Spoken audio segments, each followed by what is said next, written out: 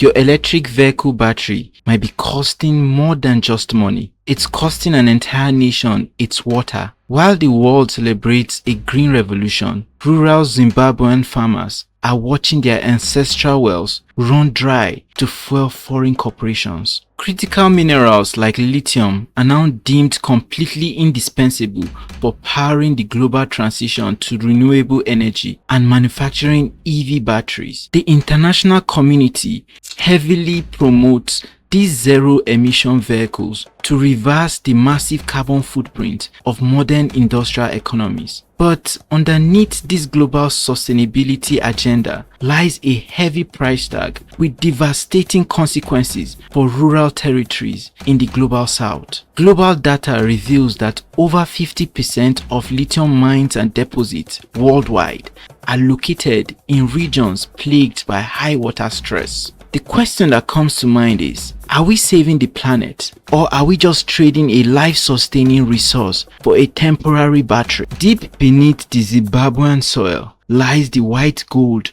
of the century, and this is lithium. As the global demand for EVs skyrocket in 2026, Zimbabwe has positioned its massive mineral reserves, which actually account for roughly 10% of global lithium production. And this is supposed to anchor national economic growth.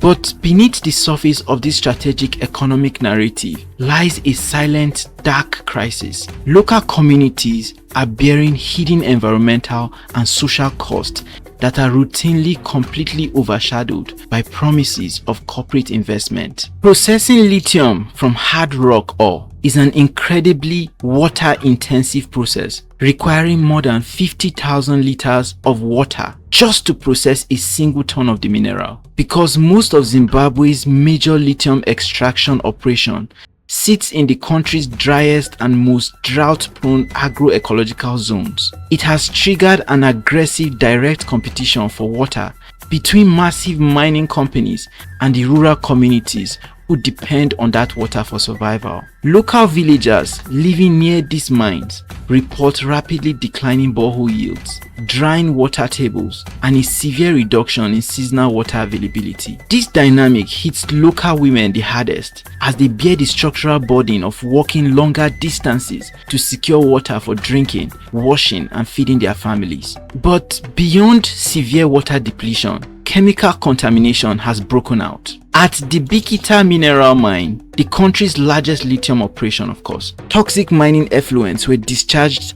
directly into the Matezva Dam, a critical lifeline that hundreds of rural families relied on for drinking water. And others rely on this same dam for fishing and crop irrigation. The spill caused the water to change color, wiped out local fish stocks, and caused irrigated crops like potatoes and beans to completely rot in the field. Yet, under current outdated mining laws, the corporate entities responsible face virtually no accountability. The highest regulatory fine imposed on a major foreign corporation for this devastating contamination was merely $5,000. Worse still, the rush for lithium is driving waves of forced displacement. In the Buhera district, rural farming families were aggressively coerced off their ancestral lands to make way for massive mining projects. Most of them ended up in smaller houses than promised. They lost their fruit trees, grazing land, and were forced to exhume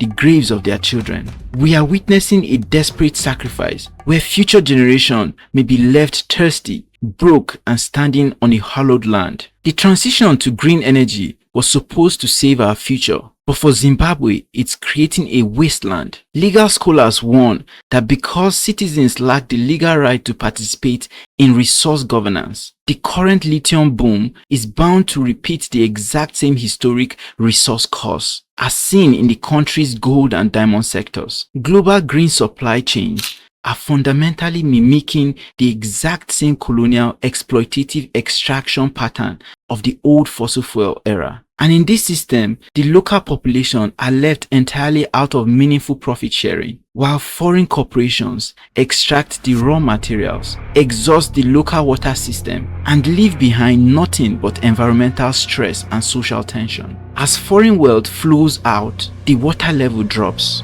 leaving local communities with nothing but dust and empty promises. We must ask ourselves, is a zero-emission car worth permanent destruction of a nation's most precious life source? Let's chat about this in the comment section. Thank you and bye for now.